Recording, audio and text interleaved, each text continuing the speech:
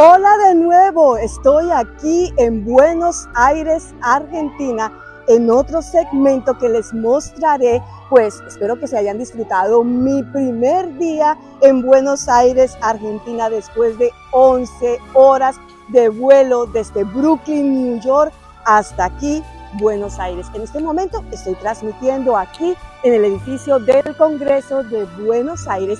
Y en este otro segmento, porque vamos a tener diferentes segmentos de Buenos Aires, Argentina, porque es que aquí hay demasiado para conocer y 3 días que voy a estar acá no me va a alcanzar porque después tengo que irme a Uruguay, voy a estar ministrando también la palabra, vamos a estar llevando obra misionera a niños en necesidad en Uruguay, Montevideo, y después también iré a Punta del Este, pero mientras tanto les quiero mostrar las maravillas de Buenos Aires, Argentina, y en este otro segmento de Buenos Aires vamos a ilustrarles el Palacio Barolo, que es una de las maravillas arquitectónicas de Buenos Aires, y aquí están los alrededores también del Palacio Barolo. También vamos a ir a Caminito, a Boca, bueno, y otros lugares que les va a sorprender en este video. Este es el segmento de turismo con cápsulas de reflexión para tu vida, y quédate hasta el final porque vendrá una palabra bíblica para tu vida. Dios te bendiga.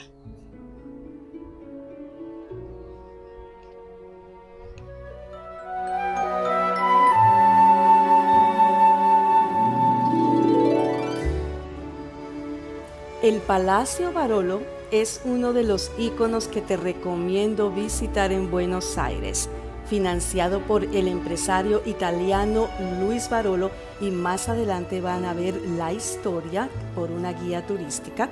Y les recomiendo que para venir a este edificio compres tus tiquetes online con anticipación, pues a veces los cupos son limitados.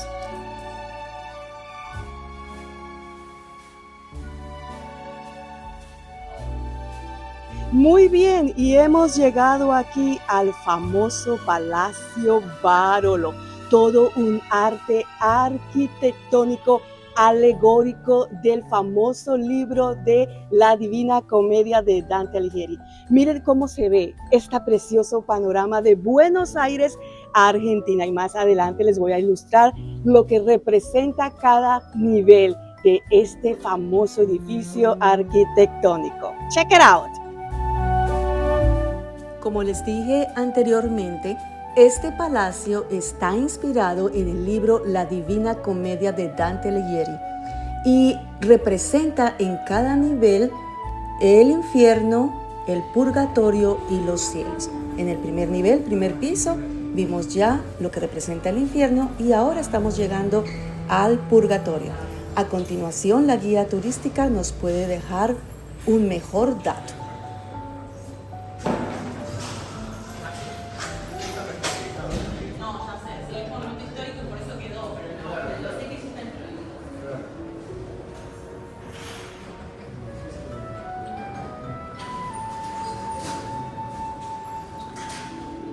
La planta baja representaba el piso o el nivel del infierno. Remember we said downstairs were at the level of hell. Acá estamos ya en el medio del viaje. Here we are in the middle of the journey. Así que, ¿qué sería? What level would it be? Purgatorio. Muy bien, purgatory.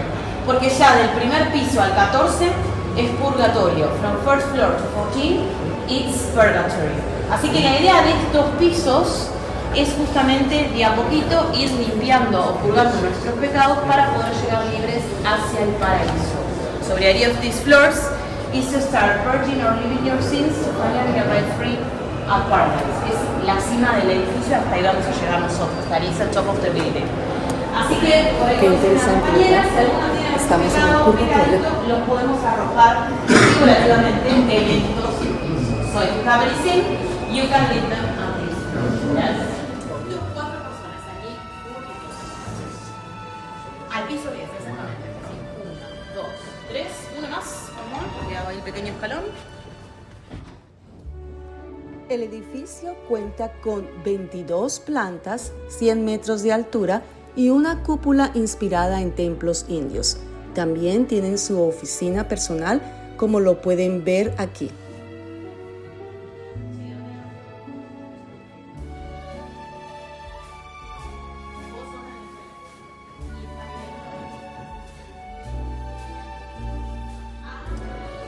aquí comenzamos el ascenso hacia el cielo, hacia las terrazas impetuosas del Palacio Barolo. Vamos a ver esas vistas. Cansada ya, tired already. Los cielos del Barolo, para allá vamos. Llegamos después de 8 pisos caminando. Llegamos para esta vista. Aquí está la vista majestuosa de Buenos Aires, Argentina.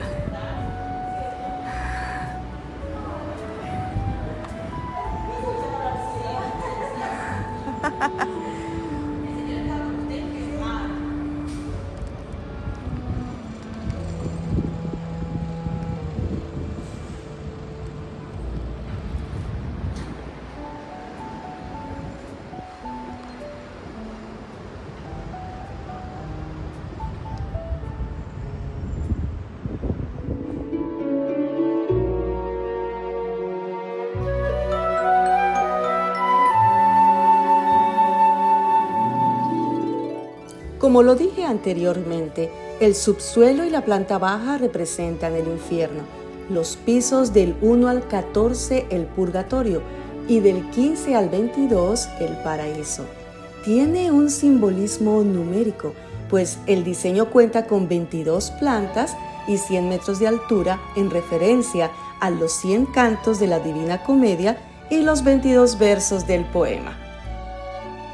Y ahora nos vamos a acercar al faro central, la torre que se ilumina y simboliza el cielo o el paraíso. And at 7 p.m. And then at 10 p.m., it spins alone in an automatic way. No one comes here and turns it off. It moves alone and turns on its light. And the light bulb gets to a power of 5,000 watts. So it is quite powerful to give out light many blocks around this building. And this building was the highest building in Latin America up to 1930. It was never used to guide ships, in fact. Yes, it's only an urban lighthouse, and it was some idea that the architect had of putting here a lighthouse here at the top of the building. Yes, and it was restored the light that you are going to. That now we're going to make it move. But the light and the light bulb is new, and all the machine was restored. And since the year 2010, we started using only by the tours. I mean, we only turn on the light, not more than for the tours. It's only with a touristic purpose, yes. Before they were asking me about Salvo Palace. Yes, this building has another one that is quite similar. The ecological reservation in the south of the river, and La Plata River, that is the widest river around the world. It has 230 kilometers width. And then over there, if you look in the direction of north, there's the obelisk. There are 3 different screens. Here you see the back entrance of the building. Y bien arriba van a ver el faro. If you look very up to the top, you're going to see the lighthouse. Y ahí se ve bien que el faro está en el frente, o sea, está en la parte de la fachada, que no está atrás. Sí, the lighthouse is at the facade. Yes. Y último que les cuento y los dejo ir es que yo dije que les iba a decir qué pasó con Barolo. I told you, I was going to tell you what happened with Barolo.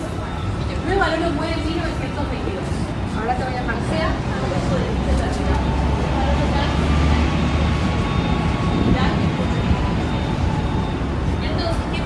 Bueno, Barolo se casó acá en Buenos Aires, pero adoptó una hija de sangre.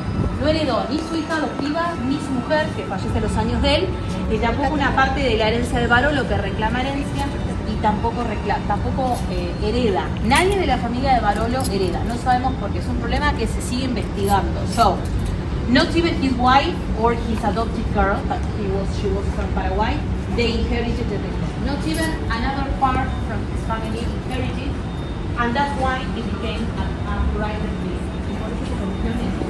¿Quién vendió las oficinas? Sí, bueno.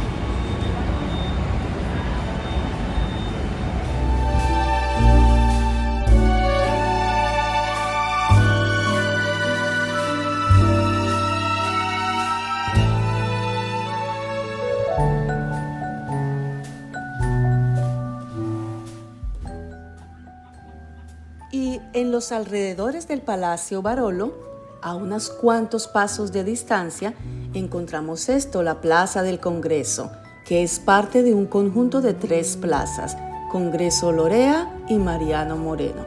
Es un espacio histórico y verde que alberga monumentos icónicos, siendo el más destacado el imponente monumento a los 2 congresos.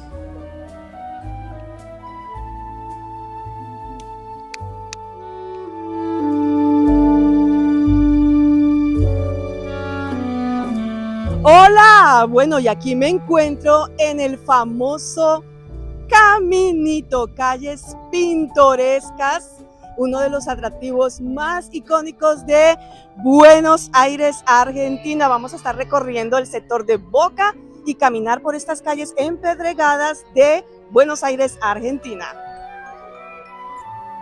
Y para este tour yo he contratado a la compañía Civitatis y tuvimos la fortuna de escuchar a la profesora de historia Mariela.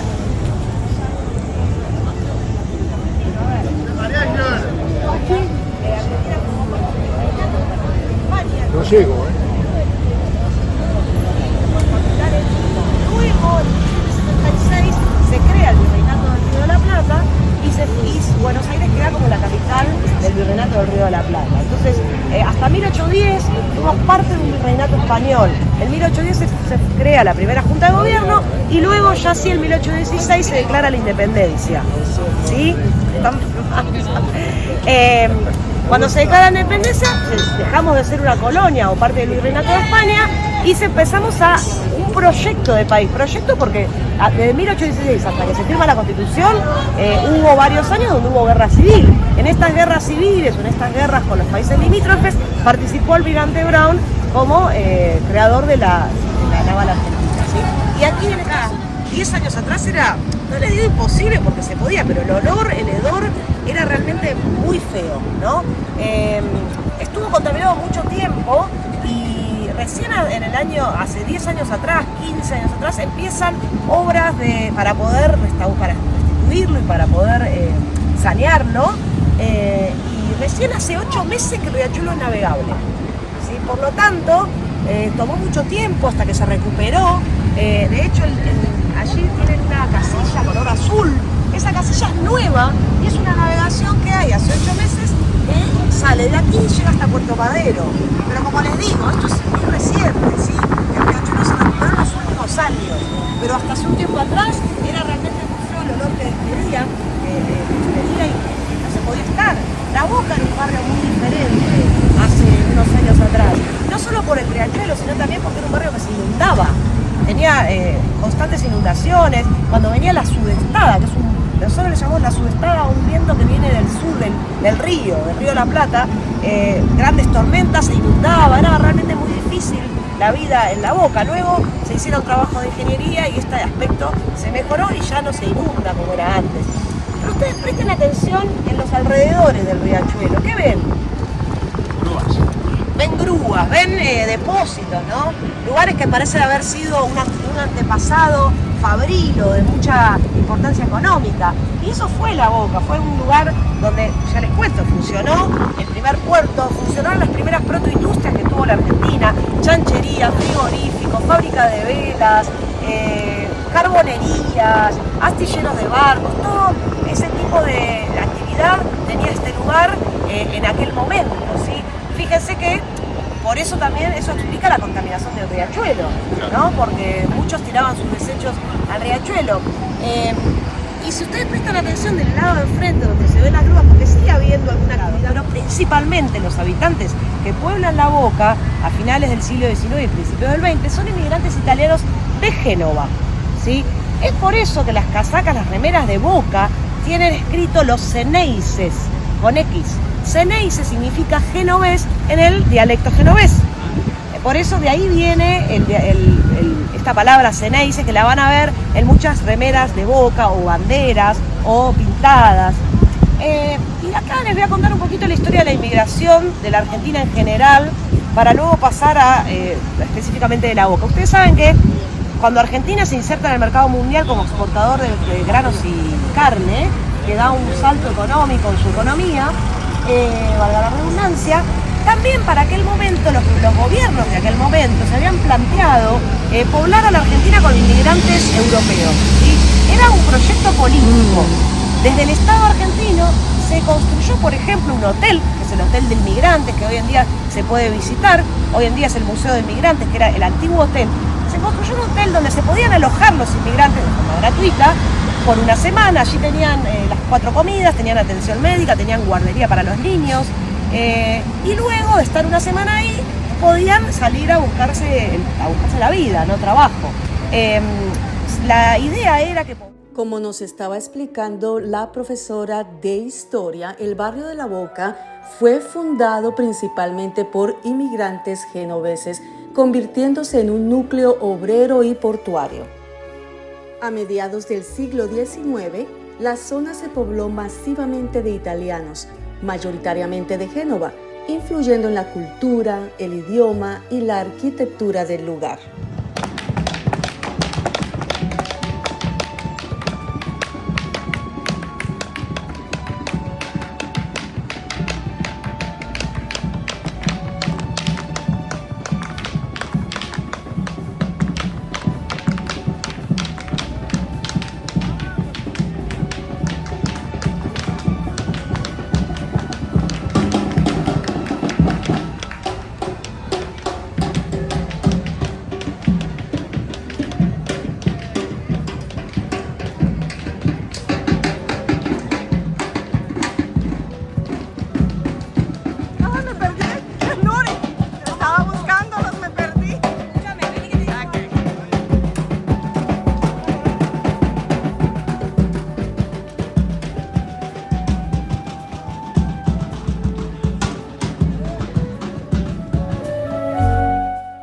Recorriendo ahora el pasaje de Caminito, un ícono de Buenos Aires, encontramos los conventillos, las viviendas típicas conocidas como conventillos que se construyeron con chapas de zinc y madera rescatadas de los barcos.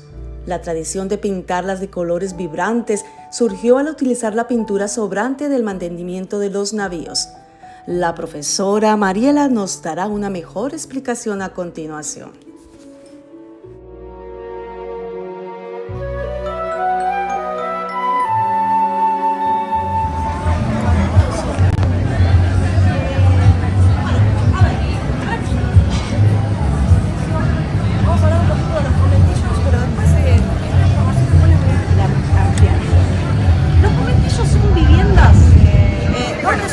El baño, la cocina, los patios y en cada habitación vivía una familia, ¿sí? Los conventillos de La Boca, a diferencia de los conventillos de San Telmo, son que los conventillos de La Boca se construyeron por estos inmigrantes, obreros que usaban los materiales que encontraban en el puerto y con eso construían sus casas de forma precaria. Ya les conté el porqué de los colores. A diferencia de San Telmo, que sí, San Telmo fueron conventillos que dejaron familias ricas en el año 1870, cuando en Buenos Aires fue asolada por una epidemia muy grande, de epidemia de fiebre amarilla.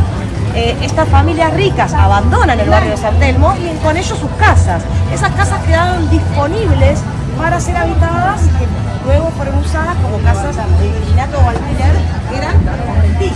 ¿Sí? Los conventillos básicamente es eso, es viviendas donde se compartía el baño, la cocina, los patios. Viene de la palabra convento, ¿sí? Porque era convento. Y eso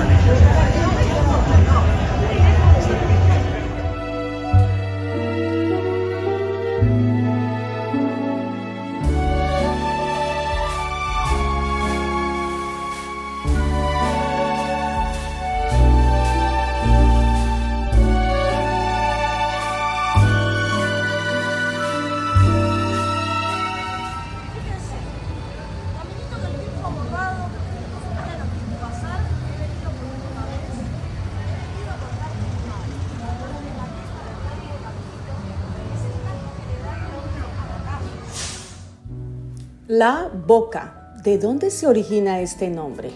Pues se denomina por ser la desembocadura del riachuelo en el río de la Plata.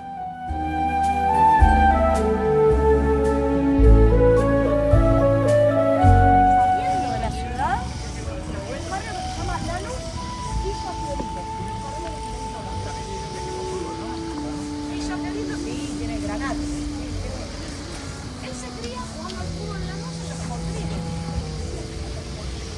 Los bocados son lugares donde antes se ponían los caballos, los artistas del mar iban a jugar la pelota.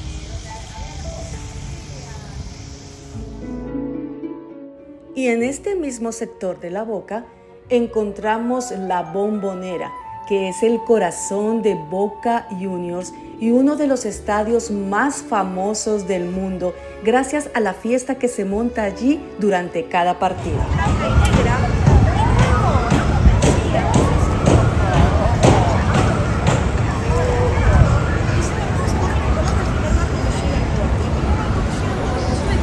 Por eso toma los colores azul y amarillo.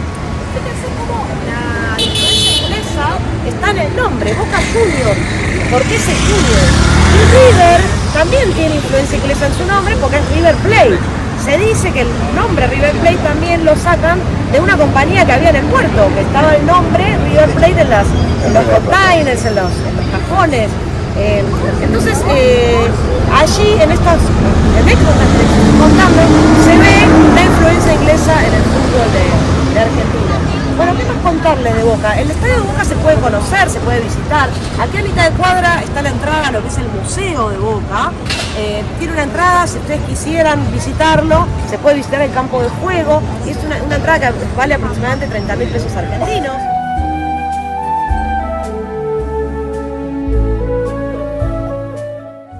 Bueno, les confieso que yo pensaba que el pasaje Caminito y para llegar hasta la Bombonera y a este estadio era un largo recorrido, pero realmente me di cuenta que es muy corto el trayecto. Entonces ahora estamos de regreso de nuevo hacia el pasaje Caminito para ver también otras atracciones como los restaurantes, el tango callejero y otras cositas más.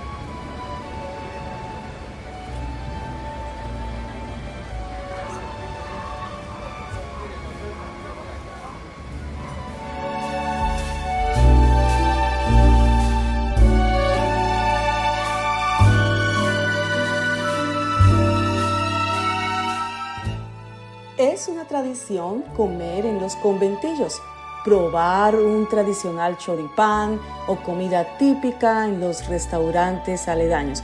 Bueno, la verdad no me dio tiempo de comer aquí porque tenía una reserva en el tango porteño que lo van a ver más adelante y no me di esa satisfacción. Pero pude recorrer algunas de las tiendas, llevarme un souvenir y un recuerdito para mi país.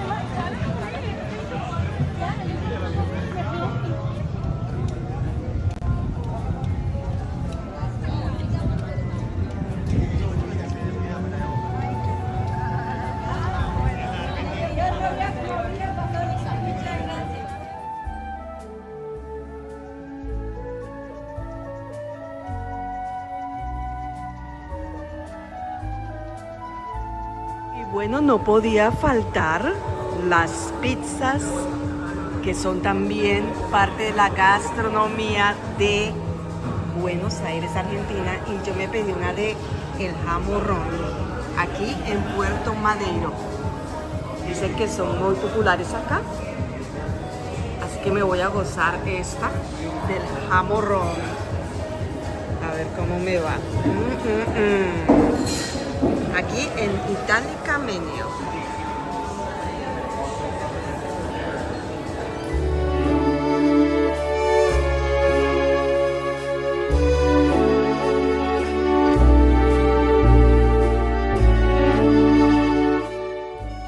Y he llegado a otro lugar emblemático, el Mercado de San Telmo, anclado en el corazón de Buenos Aires. Es un vibrante tapiz de cultura argentina que teje juntos sabores locales, antigüedades curiosas y arte vibrante resonando con el eco de la rica historia del barrio.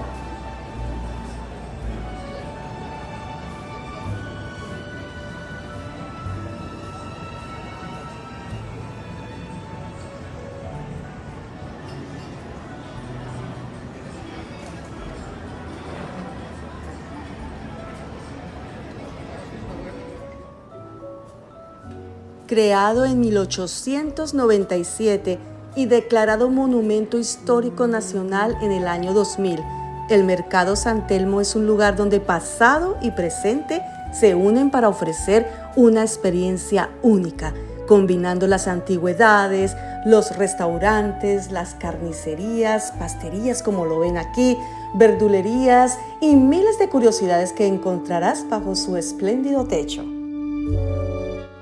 Y no me podía ir de Buenos Aires sin probar el famoso mate aquí en Chantal Café. Ok, dale. Le ponemos la yerba mate. Le sacamos un poco el polvo porque en las tradicionales tiene mucho polvo y tiene pan.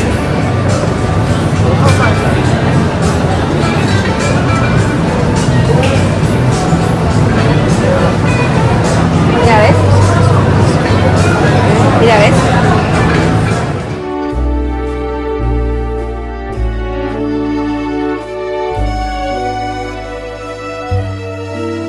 Bueno, vamos. Probando el mate argentino.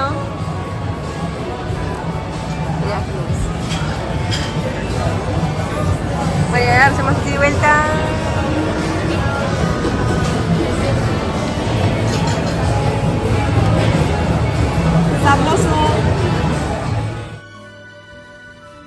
En el mismo sector de San Telmo, muy cerca de esta plaza de mercado, nos dirigimos hacia el Paseo de la Historieta, donde encontraremos sentadita nuestra hermosa Mafalda.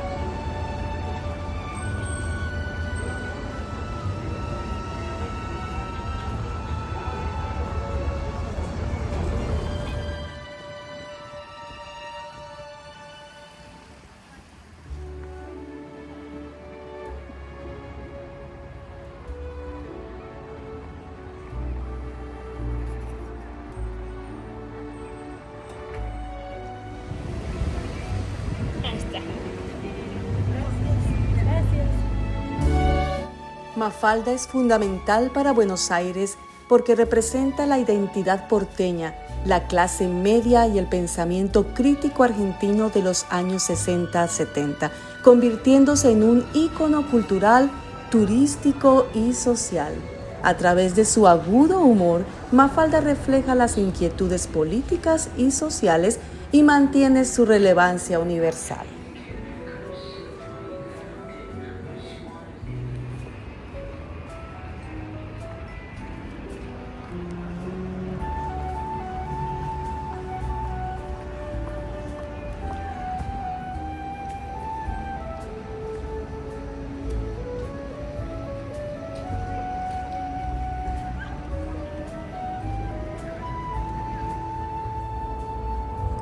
El Paseo de la Historieta en Buenos Aires, que comienza con Mafalda, Susanita y Manolito en San Telmo, presenta esculturas de icónicos personajes argentinos como Isodoro Cañones, Larguirucho, Supergitus, Clemente, Gaturro, entre otros. Este recorrido rinde homenaje a la rica tradición del cómic nacional.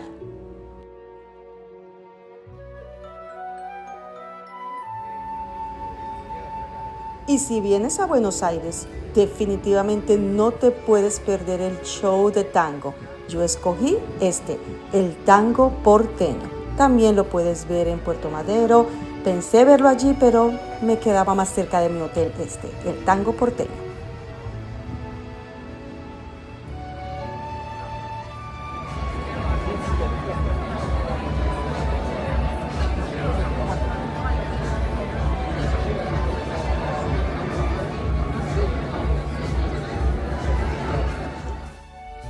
Aquí ya estoy lista con mis empanadas campestres, mi Malbec ready para ver el show.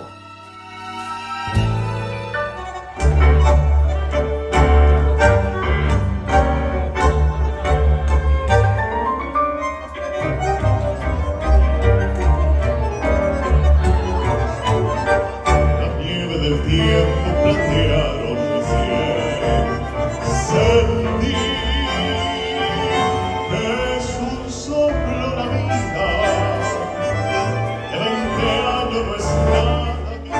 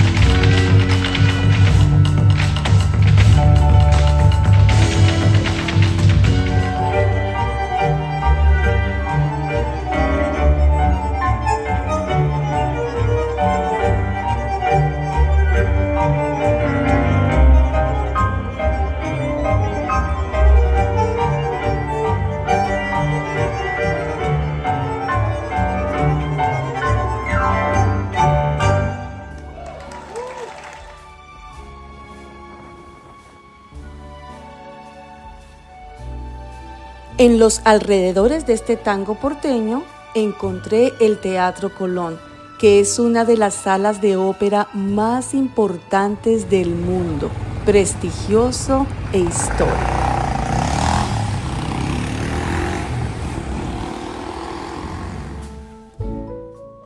Y otro de los emblemáticos lugares a visitar culturales, por eso llamé a este video Buenos Aires Cultural, es la librería El Ateneo Gran Splendid.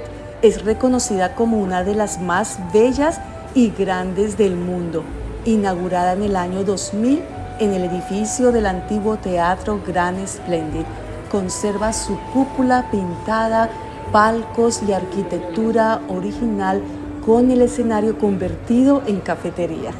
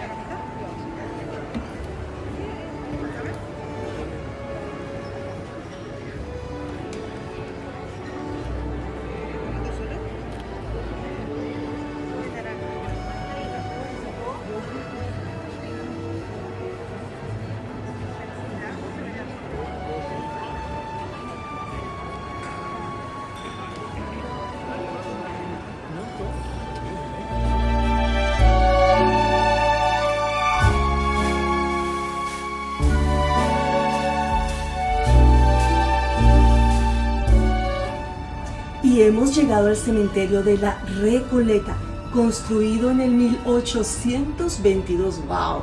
¡Qué historia! Y es muy popular aquí en el barrio La Recoleta porque es donde se encuentra la tumba de Eva Perón.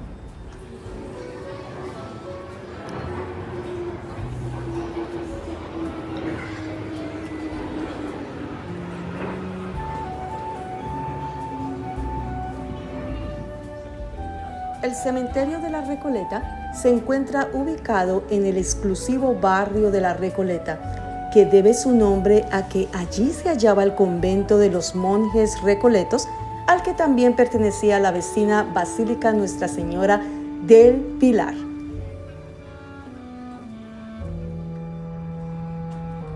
Es el más visitado de la ciudad por sus numerosos e imponentes mausoleos y bóvedas pertenecientes a muchos de los principales protagonistas de la historia argentina, como el de Eva Perón, Evita, una de las tumbas más concurridas. Déjenme decirles que para los residentes de Buenos Aires es totalmente gratuita la entrada, pero para nosotros, los turistas extranjeros, sí tuvimos que pagar, aunque la guía asistida y los historiadores fueron totalmente gratuitos y más adelante van a ver todas las historias que ellos nos contaron, algunas tristes y otras graciosas.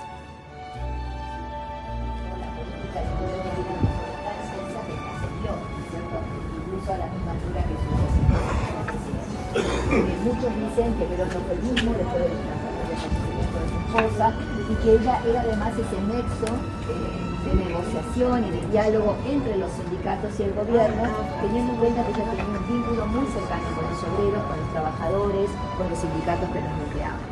Perón llega al poder en 1946, ella se transforma en primera dama, pero rompe, ¿no?, ese proceso más tradicional. Definitivamente la tumba más visitada, Eva Perón, quien fue fundamental en Argentina por impulsar el voto femenino en el año de 1947, defender los derechos laborales y promover la justicia social a través de la Fundación Eva Perón.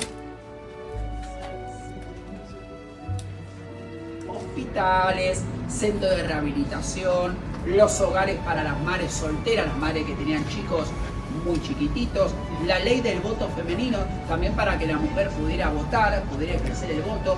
Pero a mí me gustaría hablar de que acá en la Recoleta, el voto femenino, la gran impulsora de los derechos de la mujer, no fue Evita, fue una mujer que lleva el nombre de la principal avenida de Puerto Madero, que fue Alicia Moró de Justo, que fue una gran dirigente socialista que se murió con 100 años médica, en 1986. Que fue sustraído, eso sí que fue dañado, eso sí es correcto, pero no lo de los 3 cuerpos, porque habla un poquito de lo que nos dice la familia. Nosotros nos basamos por la historia de la familia, ¿no? Que les quiero contar que todavía hay descendientes de Evita, en el lado de Eva, hay sobrinos nietos, sobrinas nietas, hay una diputada de la Nación que se llama Cristina Álvarez de Rodríguez, por ejemplo, que ella es sobrina nieta de Evita, o sea, ella es hija de una de las hermanas de Evita, ¿entendés? O sea, tiene descendientes todavía la familia. Bueno, hablé un poquitito, pero me fui por la. Bueno, pueblo, hoy ciudad, que se llama Chascomús, a unos 120 kilómetros, camino a Mar del Plata, por Ruta 2, pero era ese padre de la democracia y además, fíjense en que antiguamente los mandatos de presidentes eran de 6 años. ¿Ven que dice 1983 a 1989? Hoy son de 4 por una reforma del presidente Carlos Menem, que se siguió en orden de sucesión, ¿no?, al presidente Alfonsín.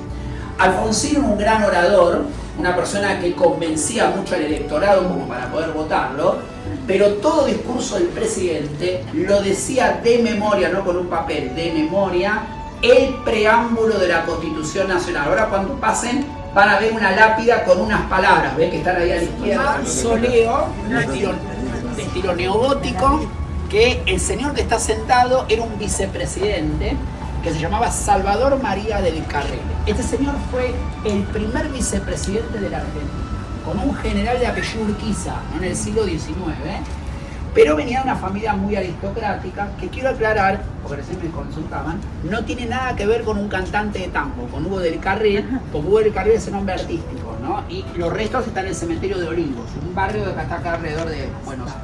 Gastaba mucho. Sí, señora, cartera, zapatos, joya, vestido, collares, normal. Me le gustaba gastar, me gastaba mucho. Entonces su marido, el señor que vemos sentado, después de 31 años de estar casado, cometió un acto de humillación porque le publicó en todos los diarios de la época todas las deudas y todos los gastos de su esposa. O sea, se pudrió todo. La escrachó a Tiburcia en los diarios y Salvador le pone un mensaje y le pone: señora Tiburcia Domínguez, que hoy vendría a ser @. ¿Vieron cuando etiquetan a alguien hoy en el Instagram? ¿No? Claro, ¿cómo? O sea, en el Facebook. A partir de este momento no me voy a hacer más cargo de sus deudas y de sus gastos. Entonces firma Tiburcia, Salvador del Carril. Y Tiburcia, cuando lee eso en los diarios, se siente humillada por su marido. Y Tiburcia, ¿qué hace? Le contesta a su marido lo mismo día. O sea, le retuiteó, o sea, le contesta a su marido, no trabajaba la época actual, y le pone: señor Salvador del Carril, a partir de... Casualmente cargado por Tiburcia, acá en los alrededores de Buenos Aires. Señoras, chicas, un aplauso para Tiburcia. Pero chicas, cuando termine la visita, arman un grupo todas somos Tiburcia. Si alguno pensaba que estaba Wanda Nara o la China Suárez, un poroto, acá tenemos a Tiburcia, nosotros la Recoleta, para darles un coro. Wanda Nara es neogótico, pero es un neogótico más moderno, es más contemporáneo por la fachada. Me gustaría que miren enfrente, vamos a girar, tienen el teléfono en la cámara, miren lo que es el mausoleo de Bartolomé Mitre. Mirá, esta que se ve acá a la izquierda, mirá, vamos a mirar esta. Miren acá a la izquierda, vemos un mausoleo todo Carrara, todo traído de Italia, por el escultor italiano que está acá la firma, Eduardo Rubino. Acá este caso de Mitre es lo mismo que Alfonsín.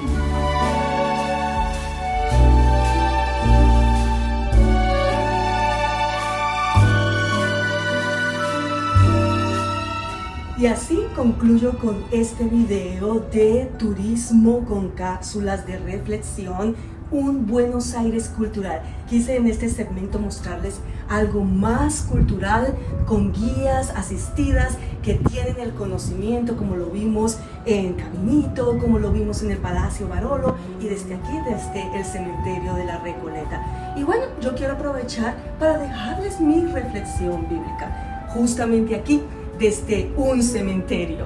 Quiero dejarles algo. Muchos se preocupan por la muerte. Muchos están preocupados, ¿qué va a pasar después de la muerte? ¿Hay vida después de la muerte? ¿Qué puede suceder?